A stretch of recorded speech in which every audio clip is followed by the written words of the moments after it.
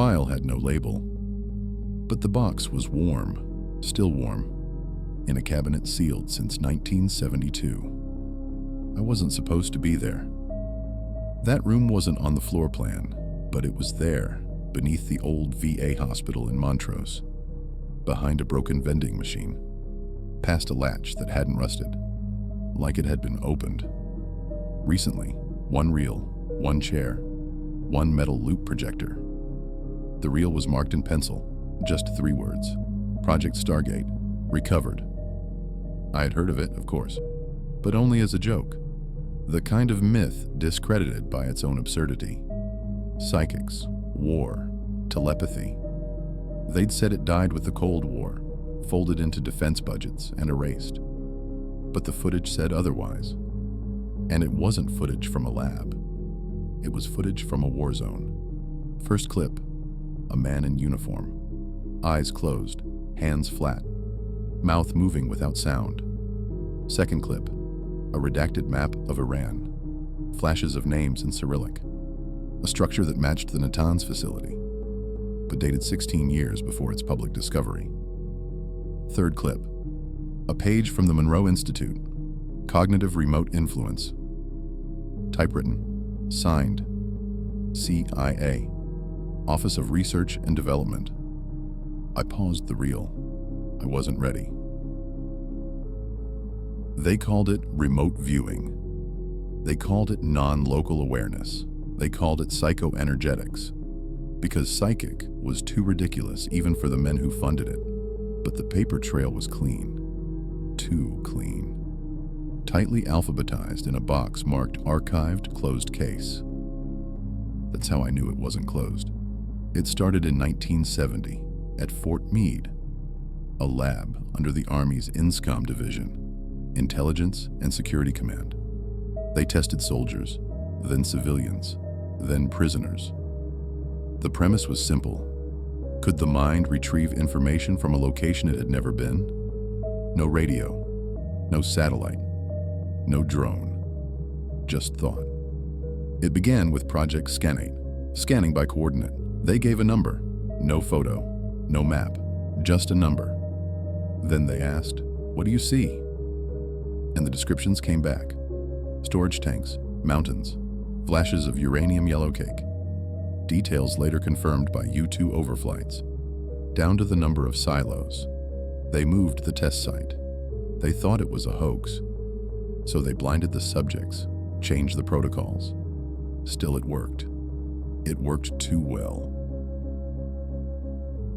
One subject in particular, referenced only as number 372, began predicting the locations before being given coordinates. Said he heard them in his dreams, but refused debriefs. Stopped eating. Started speaking in Russian during REM sleep. In one incident, he described a naval base. Said it was underwater. Said the entrance was hidden beneath an ice shelf. They laughed. Until a Navy sonar team found a heat anomaly under the Greenland sheet. Classified immediately. No medals, no follow-up. Just an entry in the Stargate ledger. Subject number 372, removed due to instability. Memory reset unsuccessful. You won't find Stargate on most lists, because it changed names every time it got too close to success. Gondola Wish, Grill Flame, Center Lane, Sunstreak, Scanate, Stargate. Each name discarded when the trail got warm. Each project handed off to another agency. Air Force to DIA, CIA to NSA. Even NASA ran a brief side study under anomalous cognition. It was never about belief. They didn't care if it made sense. They only cared if it worked in operations. And it did. In 1983, an experiment was conducted without Pentagon knowledge. A civilian laboratory, backed quietly by SRY, Stanford Research Institute. The goal, not just viewing distant sights, but influencing thought from a distance. One participant, formerly part of Army intelligence, described projecting a thought loop into a foreign asset's mind. No details, just the loop. Don't trust the briefcase. Don't trust the briefcase. Don't trust the briefcase. 3 days later, the subject, a known double agent inside the East German Stasi, refused a drop. Said the briefcase felt poisoned. It wasn't, but he defected anyway. That experiment was buried, never referenced again, except once, in a memo filed under cognitive warfare. Indirect outcomes. It wasn't a test, it was a strike. By the mid-80s, reports grew stranger. Subjects described non-Earth targets, caverns beneath Mars, voices from metallic spheres. Some claimed they'd made contact with entities. That's when the purge began. Budgets cut, programs spun down, labs retired. But the footage I found told a different story. It didn't end, it went private. Clip 4, a date, November 9th, 1989. Berlin Wall falls. A voice speaks in calm English. This is a cascade event. Psychological infrastructure must be reset. Then, a list of names, not agents, subjects, 37 of them, marked archived, not deceased, not discharged, just archived. I followed one. She had worked as a nurse, psych ward at Bethesda Naval, disappeared in 1987. No obituary, no forwarding records, but her name was listed in an Air Force file. EEG signature anomalous. Nonverbal communication above 9 Hz threshold. Retention beyond protocol. Retention, not memory, not clearance. They were retaining her. I found one photo, blurry. Her face behind a glass door, clipboard in hand, but her eyes were wrong, dilated, unfocused, and the reflection in the glass, not the hallway, but something else. A grid of lights like a targeting interface. No explanation, no caption, but the photo was stamped, Monarch, Class B, recovered asset. I stopped the reel again. There was no mention of Monarch in Stargate literature, but I'd heard whispers. Psychic warfare repackaged as trauma research, memory modification, identity partitioning. She wasn't a nurse.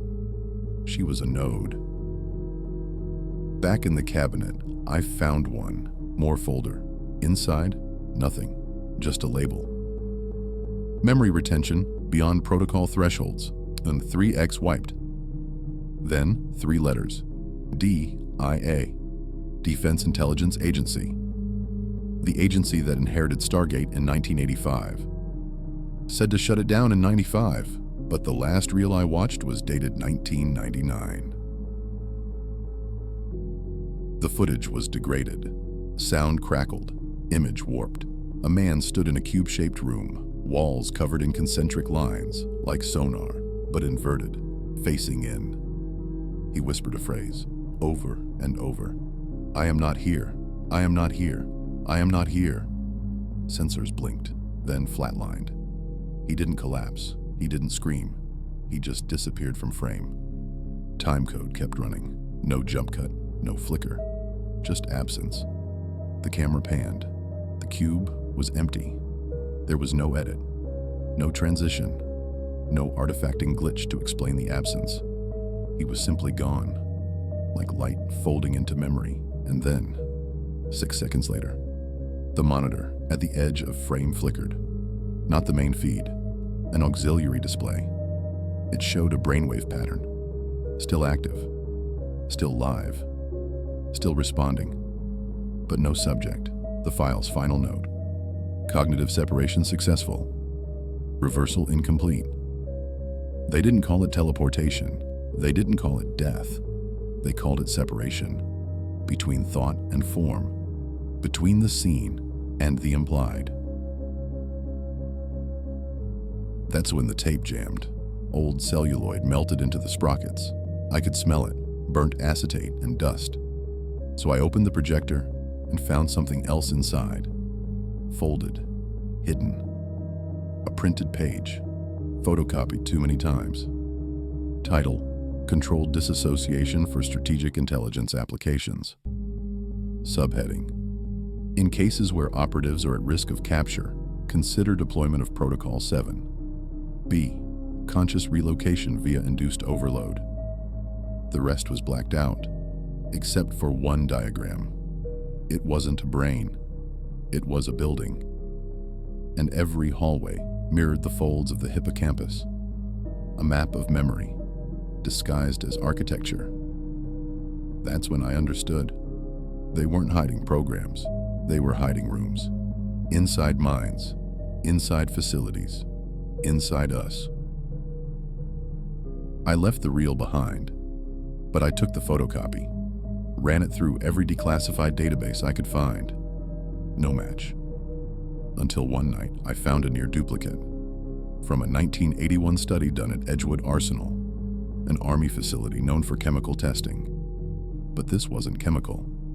The document described non-lethal cognitive barrier induction, a phrase that shows up only once in public record, in a footnote of a patent for microwave-based memory interference.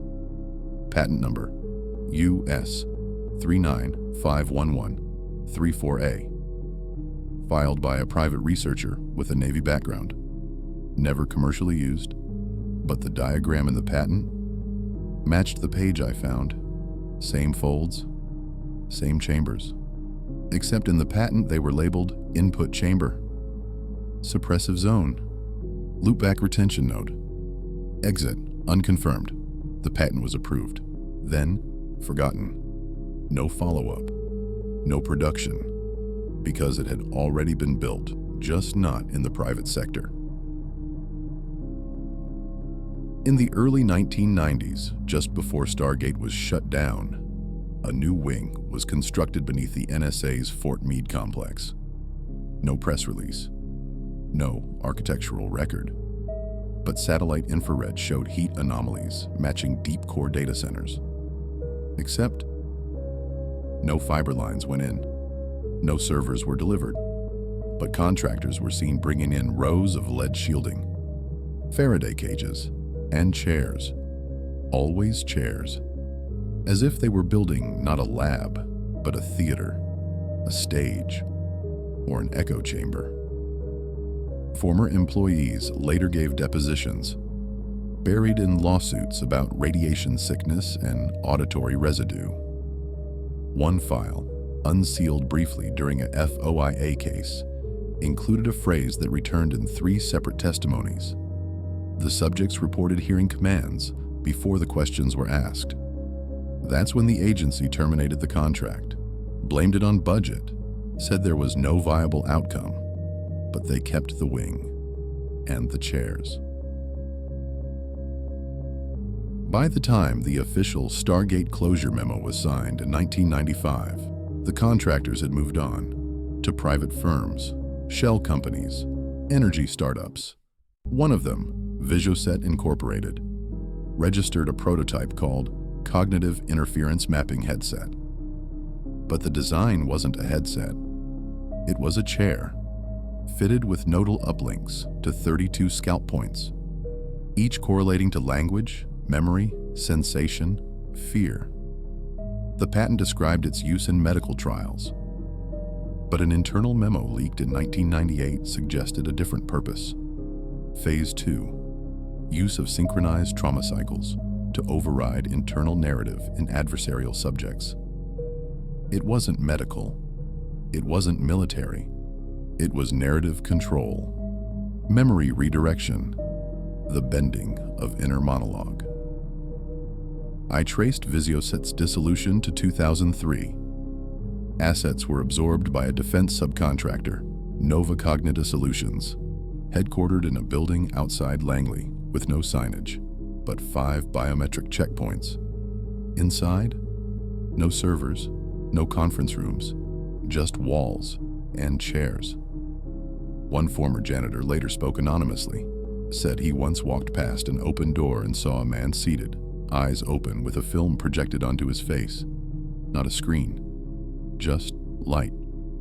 No sound. And around him, electrodes, but not connected to him, connected to the walls, like the room was listening to his thoughts and answering back with moving images.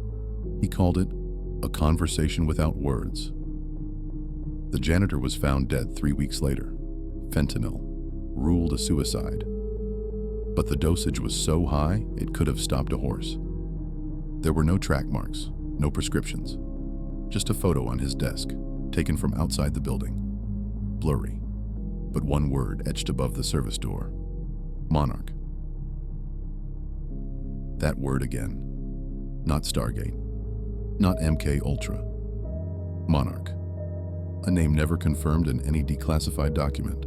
Always rumor, always denial. But patterns don't lie. And the names that kept disappearing, the ones labeled archived, incomplete, non-recoverable, all showed signs of Monarch crossover. And always the same signs. EEG irregularities in low REM states, sudden acquisition of new languages, recurring dreams of geometric structures, sensitivity to flicker frequencies. These weren't side effects, they were signals. The Monarch program wasn't separate, it was the refinement. Where Stargate asked, "What can we see at a distance?" Monarch asked, "What can we change inside the host?"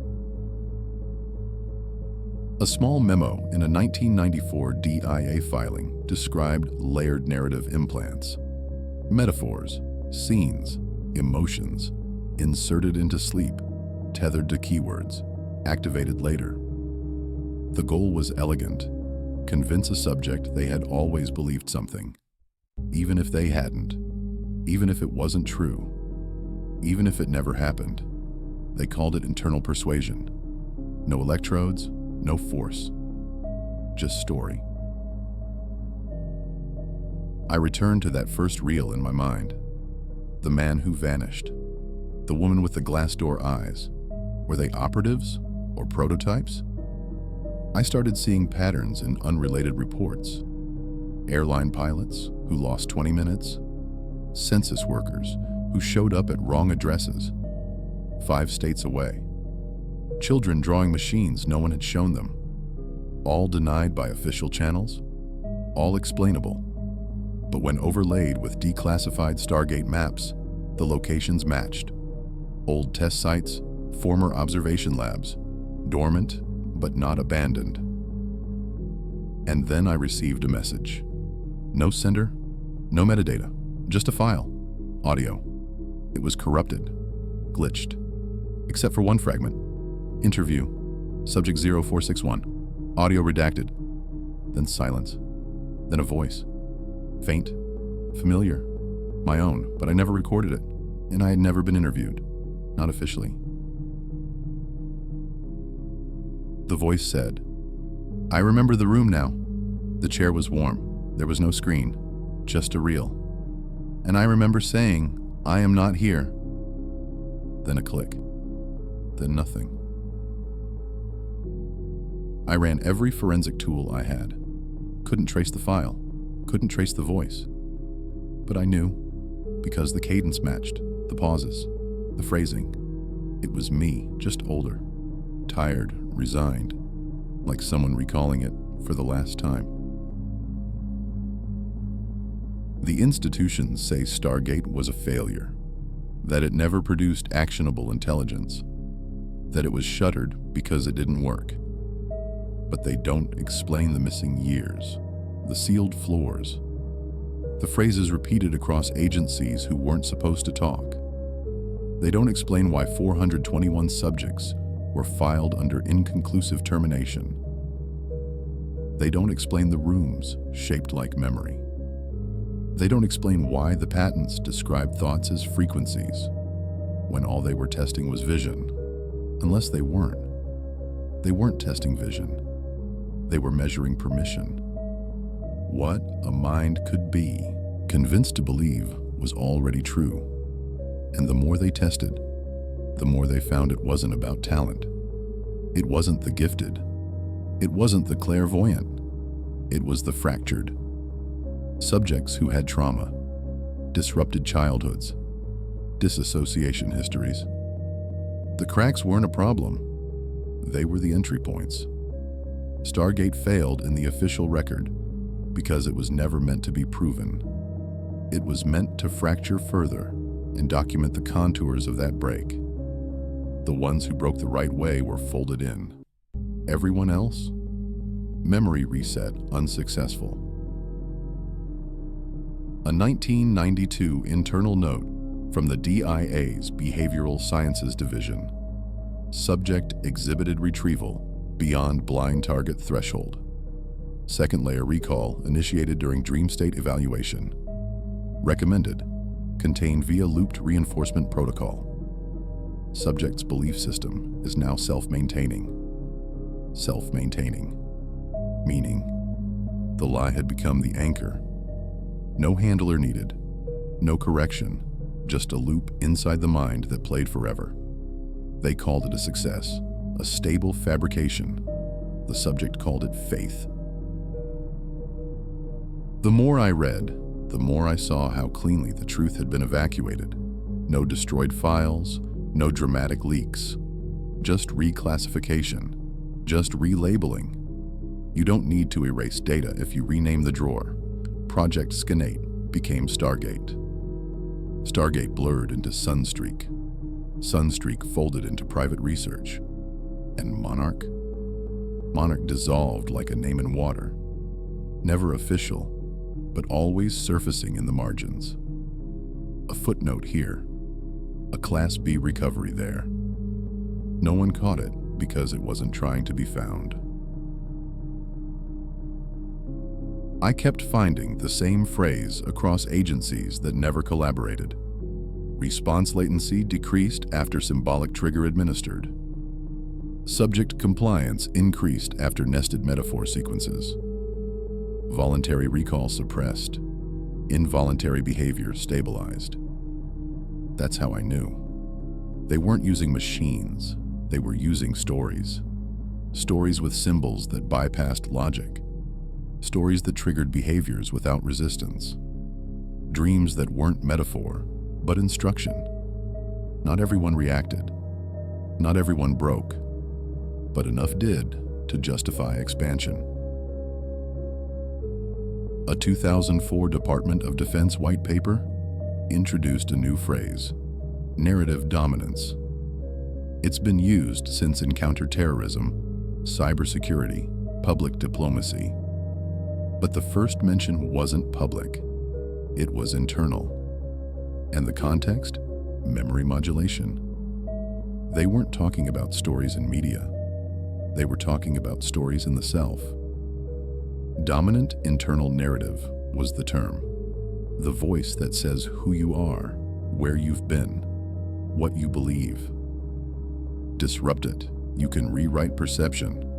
Strengthen it, you can erase contradiction. By now, I was waking at 3 a.m. Same image in my head. A corridor of chairs, all facing the same direction. No screen, just light and a low tone, humming, like a breath held forever. I wasn't dreaming, I was remembering, but I had no memory of ever being in a place like that. So I searched my own records.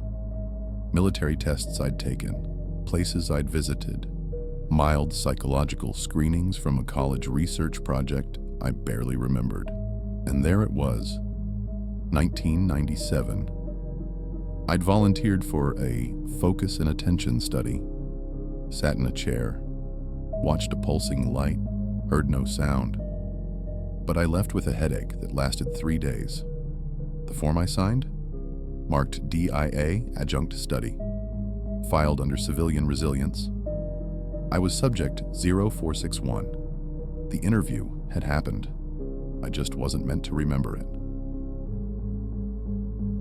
Now I understood why the reel had been warm. Someone else had been watching it, recently, and someone else had put it back without closing the file. That wasn't carelessness. That was a message, a quiet one. Because real programs don't end. They just change names, go private, become doctrine. By 2010, cognitive warfare appeared openly in NATO documents, white papers, think tank forums. But it had changed form again. No longer about intelligence gathering. Now it was influence, perception shaping, behavioral alignment. You can't tell someone what to do, but you can adjust the memory that tells them who they are, and they'll do it themselves. The facilities are still there, not in basements anymore, not in the shadows. Now they look like co-working spaces, neuroscience startups, behavioral research incubators. Inside, no guards, no weapons, just chairs and light. You walk in voluntarily, you wear a visor, you listen to a story, and you leave thinking, that changed me. And it did. When I tried to report it, no one stopped me, because there was nothing to report. No classified names, no stolen files, just public documents stitched together like scar tissue. It was too fragmented, too boring, too unbelievable. And that's how they win. Not with force, with formatting. You don't hide the truth. You file it somewhere no one wants to look. Label it with a name that sounds ridiculous. Let the subject discredit themselves. Let the real stay warm. There are others like me. You can tell by the way they speak. Measured, detached. Like they're trying not to trigger something buried beneath the language. We remember things we weren't present for. We forget things we were never supposed to know. We feel watched, not because someone is watching, but because something is listening for the wrong pattern. And when it hears us speak, we vanish. From records, from narratives, from memory. Like a man in a cube, repeating the phrase until even the sensors stop replying, I am not here, I am not here, I am not here. I've traced it as far back as 1953. Before Stargate, before MK Ultra, before Skinate. A letter buried in a now declassified CIA archive, addressed to the Office of Scientific Intelligence. What we're observing is not psychic, it is not religious, it is not paranormal, it is structural. The mind is a building. We have located the service entrance. Further exploration is recommended. The letter had no signature, no date, but the file was numbered. Room 93, do not refile. And there was one last note penciled faintly in the margin. The room isn't real, but the door is. That's where it ends. No twist, no revelation, just the realization that it was always procedural, never myth, never fiction. They didn't hide the truth. They normalized it, tested it, filed it, then gave it a name you'd laugh at before you'd believe it.